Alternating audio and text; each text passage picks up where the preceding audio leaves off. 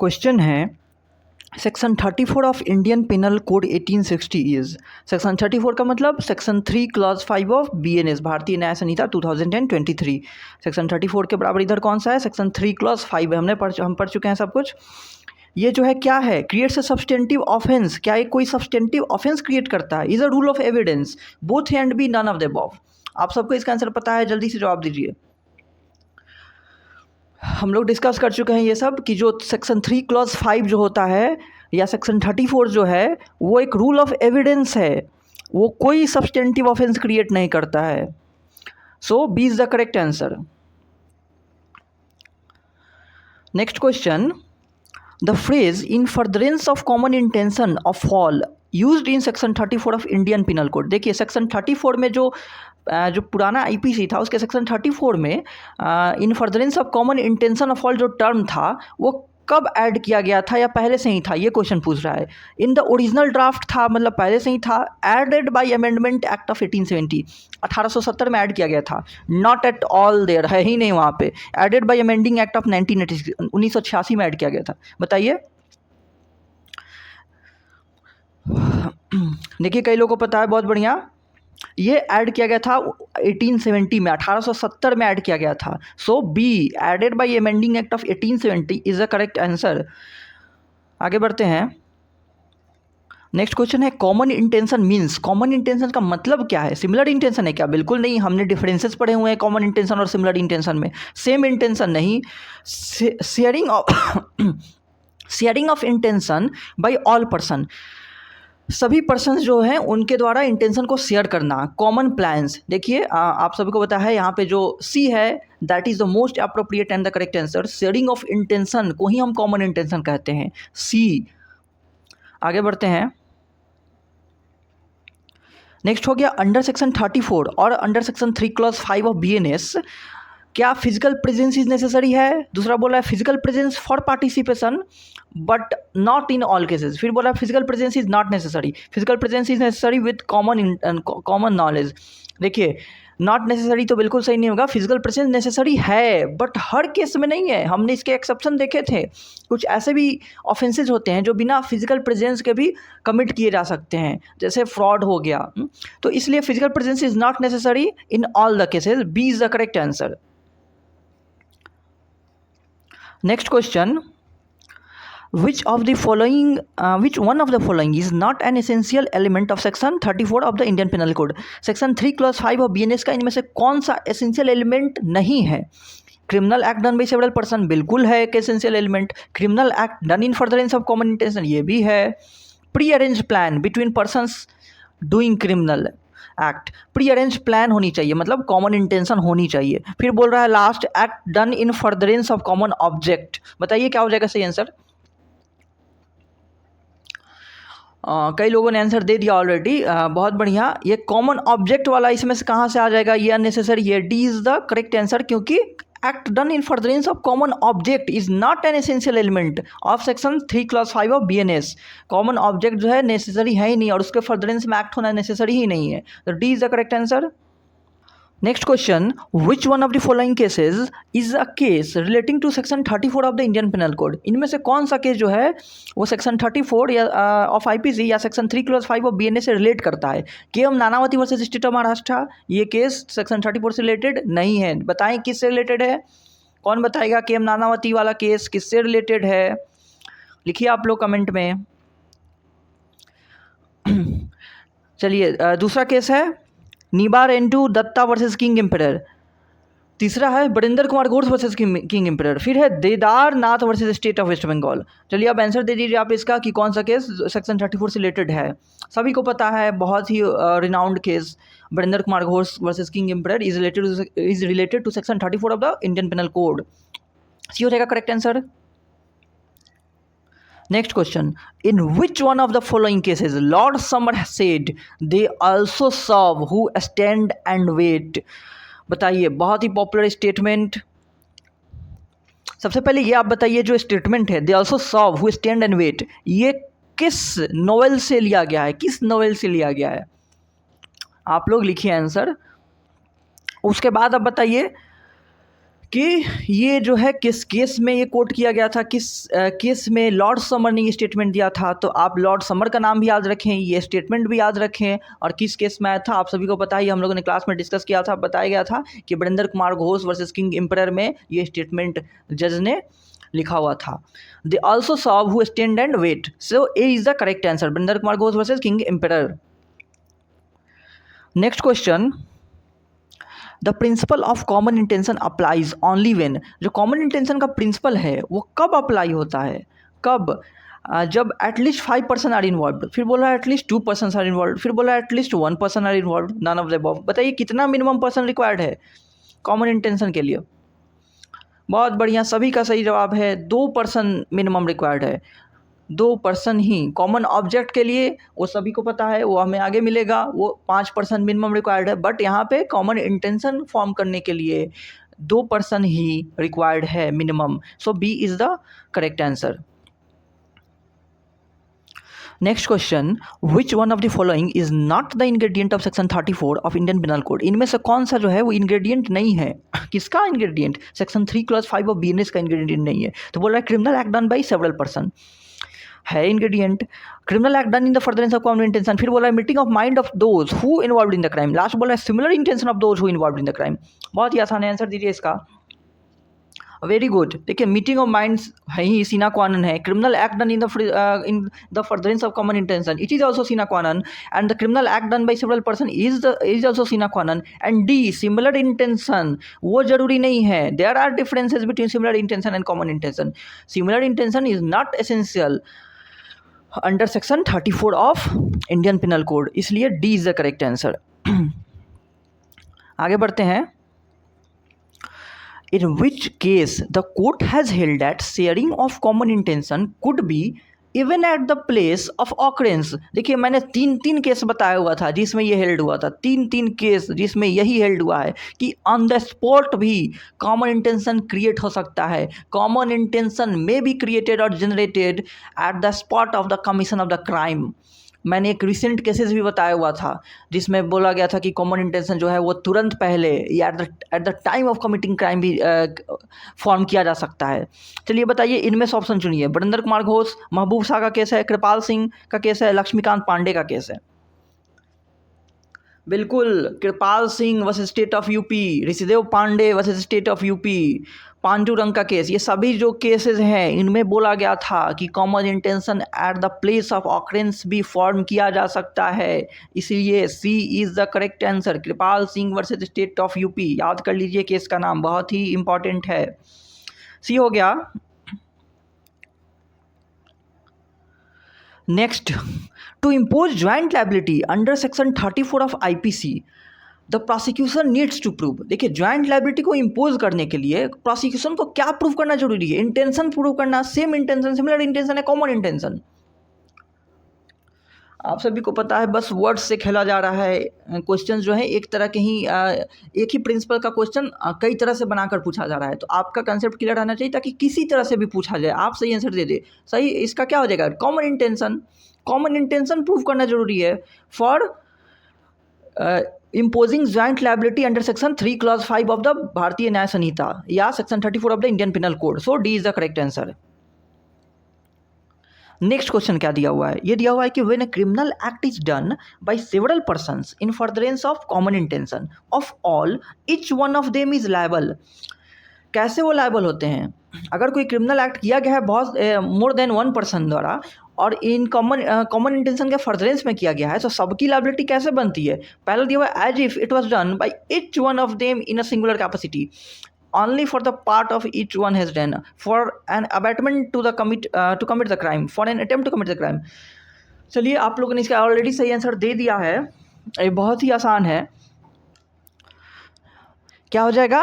As if it was done by each one of them in a singular capacity, जैसा कि वो act जो है सभी द्वारा सिंगुलर कैपेसिटी में किया गया हो। जैसे कि वो अकेले अकेले पूरा एक्ट करते हैं तो पनिशमेंट होती है, वैसा ही उनको पनिशमेंट होगी, पूरे एक्ट के लिए उनको पनिश किया जाएगा।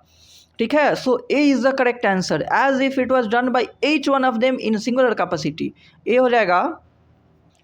नेक्स्ट क्वेश्चन है which of the following is false of section 34 and section 149 of the Indian penal code. कौन सा स्टेटमेंट फॉल्स है वो सेलेक्ट करना है। पहला दिया हुआ है section 34 does not by itself create any specific offence whereas section 149 does so. बोल रहा है कि सेक्शन 34 जो है वो अपने आप में कोई स्पेसिफिक ऑफेंस क्रिएट नहीं कर रहा है, लेकिन 149 जो है वो करता है। फिर दूसरा दिया हुआ है, ये पहला स्टेटमेंट क्या है, बिल्कुल सही है। दूसरा जो है some active participation in crime is required in section 34 while it is not needed in section 149। ये भी बिल्कुल सही है, एक्टिव पार्टिसिपेशन जरूरी है सेक्शन 34 में, भले ही पार्टिसिपेशन का लेवल कितना भी मिनिमल हो, लेकिन 149 में नहीं जरूरी है। मियर मेंबरशिप जो है वो लायबिलिटी राइज कर देता है। तीसरा क्या दिया हुआ है, यानी बी भी सही हो गया। तीसरा दिया हुआ है section 34 speaks of common intention while section 149 contemplates common object. बिल्कुल सही है, 34 कॉमन इंटेंशन की बात करता है, 149 कॉमन ऑब्जेक्ट की बात करता है। लास्ट दिया हुआ है सेक्शन 34 रिक्वायर्स एटलीस्ट 5%। देखिए सेक्शन 34 में एटलीस्ट 2% चाहिए, नॉट 5%। यहीं पे गलत हो गया, must share the common intention while 149 requires 2%। उल्टा लिख दिया हुआ है, सेक्शन 34 में एटलीस्ट 2% चाहिए और 149 में एटलीस्ट 5% चाहिए। So D is the correct answer because D जो है वो इनकरेक्ट स्टेटमेंट है, तो यहाँ पे इनकरेक्ट ही सेलेक्ट करना था। So D is the correct answer. Next question, distinction between section 34 and 149 of IPC has been authoritatively expounded by the supreme court in which case. किस केस में डिफरेंसेस जो है वो बताया गया था, किसके बीच में, सेक्शन 34 और 149 कॉमन इंटेंशन और कॉमन ऑब्जेक्ट के बीच में। पहला ऑप्शन दिया हुआ है Chica Range Gowda versus state of Mysore. फिर दिया हुआ है गारू देवो Singh versus state of Punjab. फिर दिया LM Desai versus state of Bombay, R versus Govinda. चलिए मैंने डिफरेंसेस के एक केस आपको बताया भी हुआ था, नानक चंद का केस बताया हुआ था। एक और केस है, ये भी आप याद कर लीजिए, Chikka Range Gowda versus state of Mysore. इस केस में भी सेक्शन 34 और 149 यानी कॉमन इंटेंशन और कॉमन ऑब्जेक्ट के बीच के डिफरेंसेस को बताया गया था। So A is the correct answer, A. Next question, the difference between section 34 and section 149 of IPC is. क्या डिफरेंस है, सही डिफरेंस है चुनना है इसमें। That in section 34 there must be at least 5%। देखिए 34 में 5% पहले ही गलत हो गया, ए इज द इनकरेक्ट, नहीं होगा। बी दिया हुआ है that section 149 is a rule of evidence. 149 rule of evidence है क्या, नहीं, 34 रूल ऑफ एविडेंस है। 149 तो स्पेसिफिक ऑफेंस क्रिएट करता है। सी दिया हुआ है क्या कि section 34 requires active participation in action whereas section 149 requires mere passive membership of the unlawful assembly। बिल्कुल सही दिया हुआ है, सेक्शन 34 जो है वो एक्टिव पार्टिसिपेशन को रिक्वायर करता है, चाहे वो कितना भी मिनिमल हो। लेकिन सेक्शन 149 जो है वो पैसिव मेंबरशिप से भी वहाँ पे लाइबिलिटी अराइज हो जाती है। अनलॉफुल असेंबली का अगर आप मेंबर हैं तो आपकी लाइबिलिटी अराइज हो जाएगी।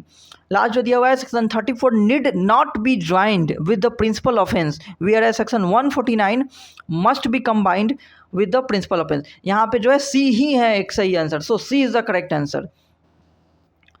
आगे बढ़ते हैं,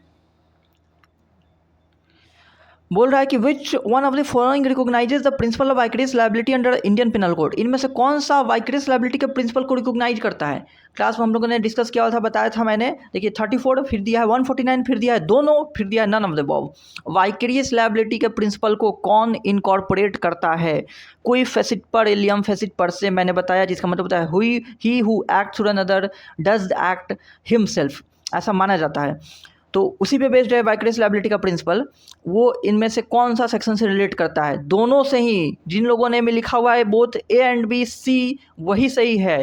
दोनों जो है 34 और 149 वाइकरियस लायबिलिटी के प्रिंसिपल को अडॉप्ट किए हुए हैं। So A and B, both A and B, C is the correct answer.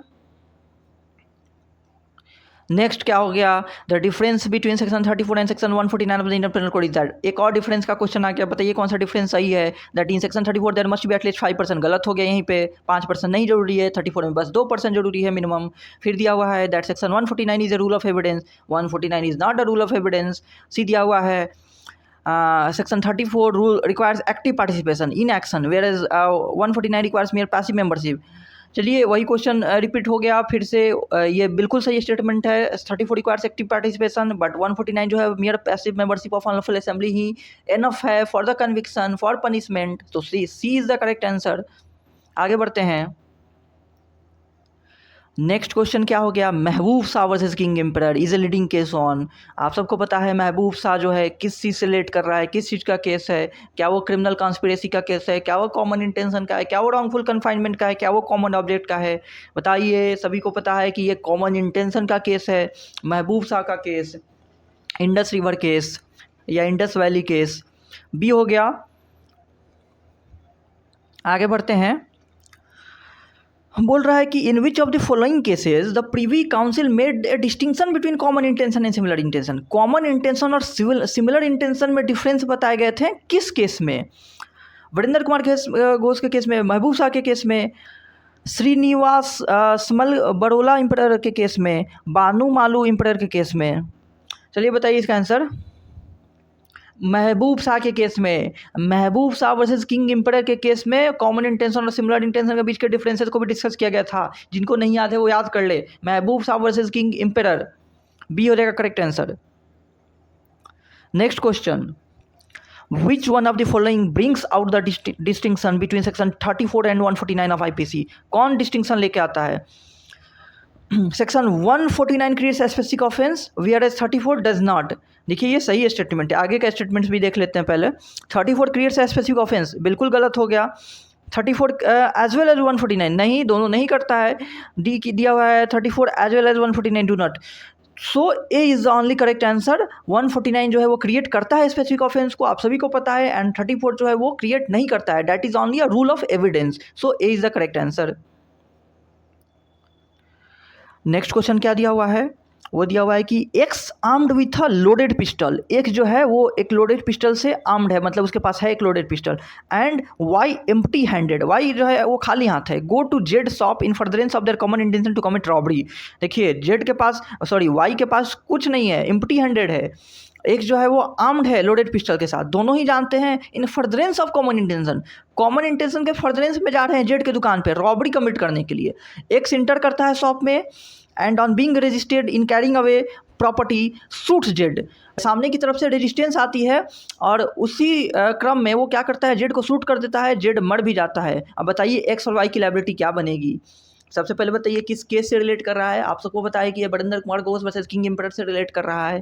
पहला ऑप्शन दिया हुआ है डकैती विथ मर्डर, दूसरा दिया हुआ है extortion and culpable homicide not amounting to murder, फिर लिखा हुआ है attempt to commit robbery when armed with deadly weapon. D दिया हुआ है रॉबरी एंड मर्डर। बताइए क्या आंसर हो जाएगा? बहुत बढ़िया, बहुत बढ़िया, जिन्होंने भी डी आंसर दिया बहुत बढ़िया। डी हो जाएगा robbery and murder. Robbery and murder दोनों के लिए ही लायबिलिटी दोनों की बनेगी। और क्यों बनेगी? आप सबको वो केस पता है, सारे रीजनिंग्स पता है कि रॉबरी जैसे ऑफेंसेज होते हैं उसमें जो एप्रीहेंसन होते हैं वो बहुत ज़्यादा होता है कि सामने से जो होगा वो रेजिस्टेंस आएगी ही आएगी, और आप रिटेलिएट करेंगे तो आप इंजुरी कॉज करेंगे, चाहे वो इंजुरी बहुत ग्रीवियस हो सकता है, डेथ भी कॉज कर सकते हैं। तो जो भी सर्कमस्टांसेस एराइज होंगे आपने कॉमन इंटेंशन के फर्दरेंस में आपने वो एक्ट किया है, तो लायबिलिटी बराबर बनेगी, सभी की बनेगी। ठीक है, डी हो जाएगा करेक्ट आंसर। आगे बढ़ते हैं। नेक्स्ट दिया हुआ है X and Y go to murder Z. दोनों जाते हैं जेड का मर्डर करने। X stood on guard with a spear in hand but did not hit Z at all, Y killed Z. देखिए वो गार्ड करता है और हाथ में एक स्पीयर लिए रहता है लेकिन हिट नहीं कर रहा है खुद से। वाई हिट किया, किल किया, कर दिया जेड को। अब इस केस में बताइए लायबिलिटी क्या बनेगी? पहले दिया हुआ option only Y is liable for murder, बस वाई लायबल होगा क्योंकि वो मारा है जेड को। दूसरा दिया हुआ है कि दोनों ही लायबल होंगे मर्डर के लिए। तीसरा दिया हुआ है कि एक्स जो होगा not liable as he did not perform any overt act, क्योंकि वो कोई ओवर्ट एक्ट कमिट नहीं किया इसलिए एक्स जो होगा वो लायबल नहीं होगा। और डी दिया हुआ है both A and C are correct. बताइए क्या हो जाएगा आंसर? आप सबको ये जो प्रिंसिपल है कॉमन इंटेंशन का, जॉइंट लायबिलिटी का, आप सबको बहुत ज़्यादा क्लियर है, इसलिए इसमें आंसर देने में बिल्कुल भी कठिनाई तकलीफ नहीं होनी चाहिए। बहुत बढ़िया, दोनों की लायबिलिटी जो है मर्डर के लिए बनेगी। X and Y both are liable for murder of Z. यहाँ पार्टिसिपेशन दोनों का ही है। जरूरी नहीं है कि पार्टिसिपेशन जो है वो एक्टिव हो और मतलब आपने दोनों नहीं ओवर एक्ट किया हो सकता है एक ओवर एक्ट कर रहा हो, दूसरा जो है वो किसी में भी पार्टिसिपेट कर रहा हो। उसका खड़ा रहना, स्पीयर लेकर के गार्ड करना, वो एक पार्टिसिपेशन है and that is sufficient to bring his liability for that offense, for murder. So B is the correct answer. X and Y both are liable for murder of Z. चलिए बहुत बहुत धन्यवाद। और आगे की MCQ जो है आगे के टॉपिक्स के हम लोग आगे के सेशंस में सॉल्व करेंगे। आप लोग अपना बहुत बहुत ख्याल रखिए। तब तक के लिए टाटा बाय बाय।